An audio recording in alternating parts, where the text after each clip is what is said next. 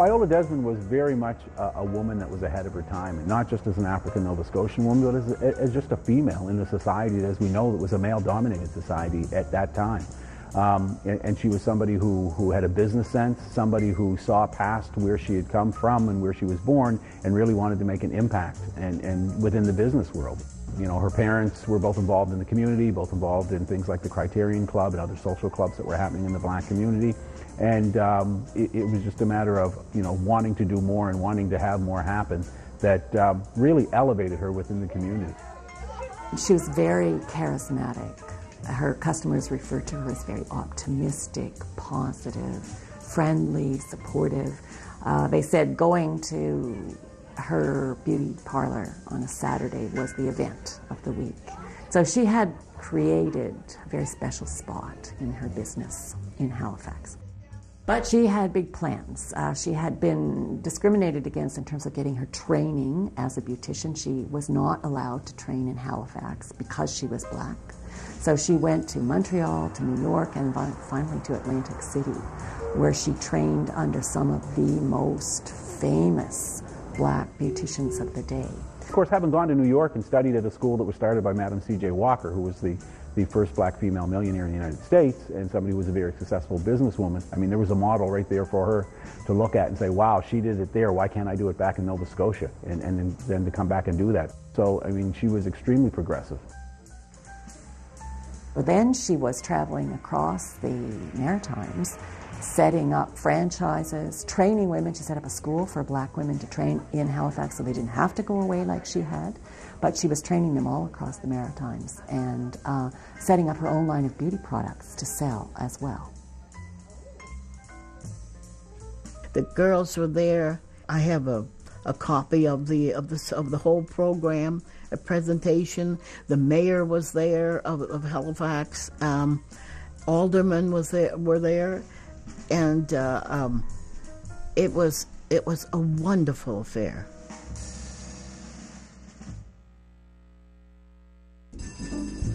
You know, 1946 of Halifax in Nova Scotia itself was very much a segregated way of living. There were places you were accepted in, and places that you were allowed to go, and there were places where you knew not to go because you weren't going to get service or you weren't accepted in. There were just certain places you're not downtown by yourself. Late in the evening after dark. There were just certain places that you knew you could go and you couldn't go, and if you went, then you went with a group of people as opposed to being by yourself. Those were just things that black folks here within this province have always grown up knowing. Pretty extensive culture of discrimination in the 1940s. I mean, this is well before any human rights legislation. So you really had a culture that I think was reflective, of some of the deep-seated prejudice that were pretty much universal in North America. I mean, there isn't a huge difference between the kind of prejudice that one would experience in the United States, in the South, and in places like Nova Scotia and even in Ontario earlier. The big difference, of course, was the fact that in the United States you had Jim Crow laws that were enforced and supported with local ordinances and supported with the Supreme Court decision. So it was a culture, and I think it was really quite insidious. He segregated Jim Crow laws, and those were laws that were prevalent in the United States. They were the segregated laws. They were the laws that said that, there were colored and white drinking fountains, that there were white and colored entrances to different establishments. Usually the colored entrance would be at the back of the store.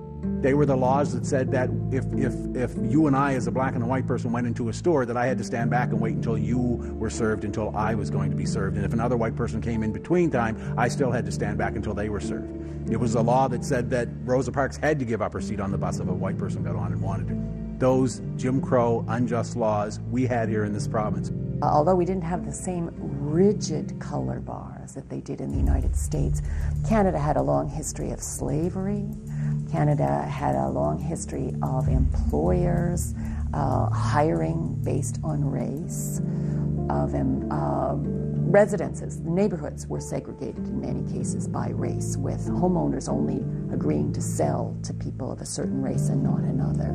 So we had really ghettos developing in terms of where people lived, and that was true across the country.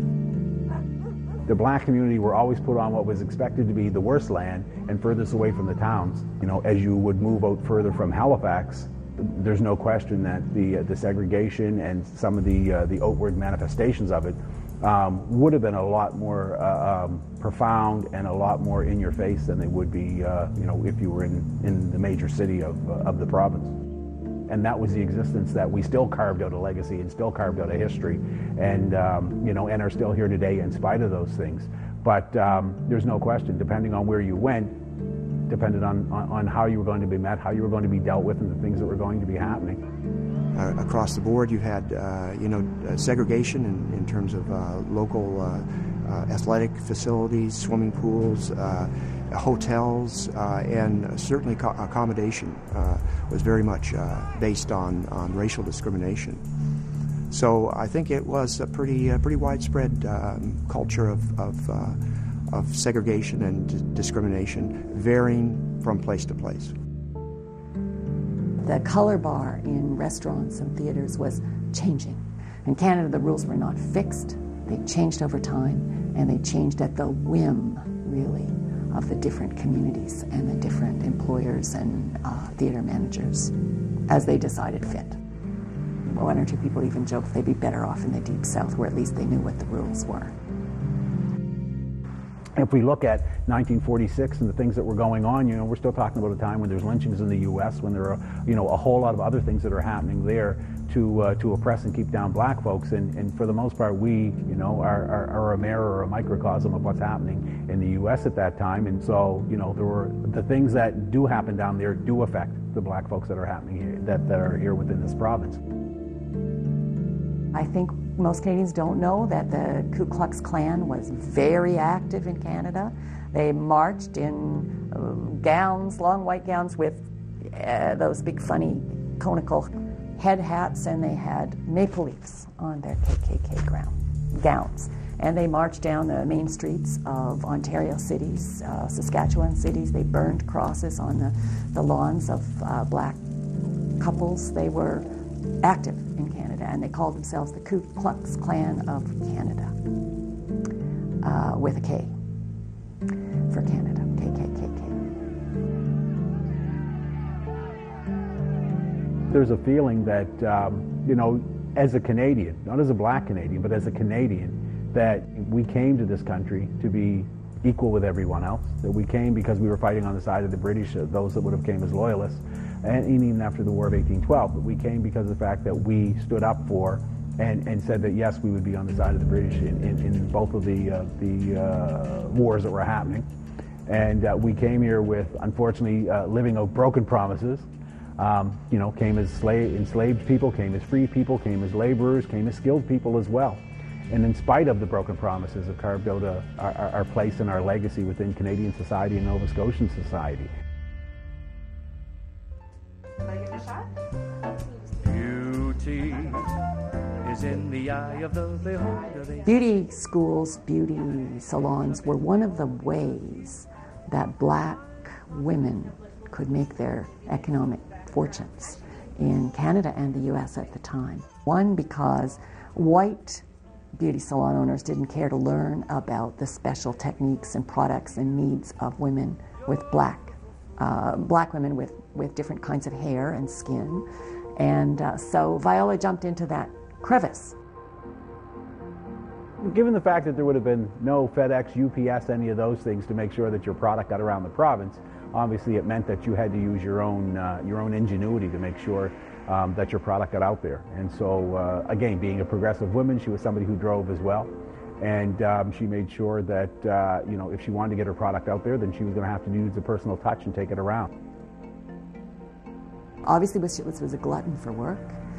She hopped in her car, drove off to sell products and speak with women, I assume women who graduated from her school who were now setting up their own shops to encourage them, help them.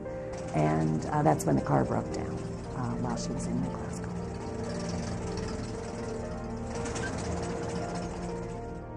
Her car breaks down. She finds out that it's going to take, at least overnight, it's going to take a day for the part to be brought in that fixes her vehicle, that's needed to fix her vehicle. And so therefore she realizes she's going to be spending the night in New Glasgow, and decides that doesn't want to sit in a hotel room or wherever it is that she's going to lodge for the evening, and that she wants something to do, and so she decides she'll go to the Roseland Theatre and see a movie.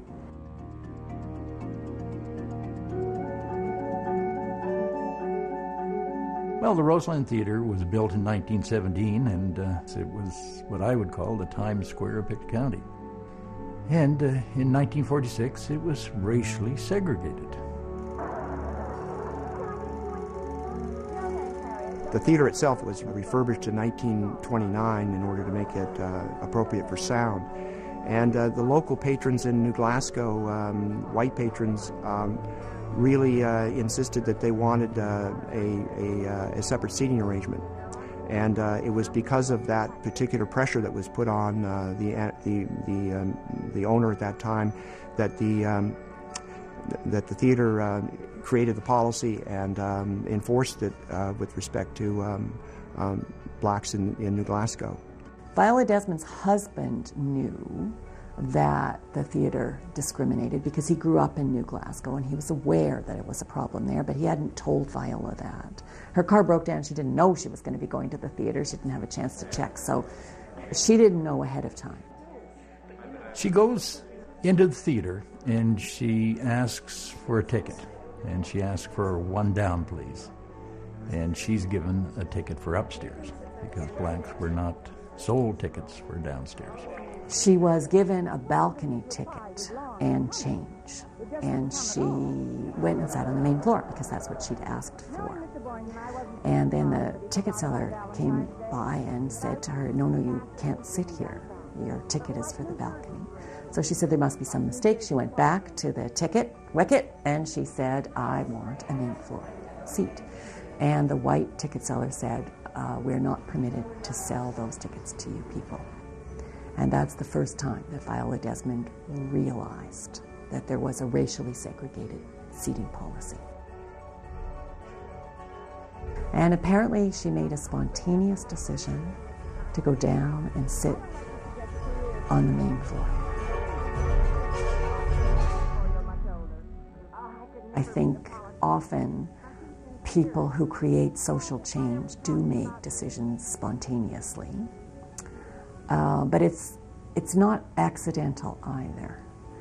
Most of the cases where people contested racial segregation in theaters and restaurants and movie houses in Canada and the US in this time period come from individuals who are middle class, businesswomen, businessmen, people who felt that they were the leaders in their African communities, that they had an obligation, I think, to pull the community up by the bootstraps and move forward into a more equal society.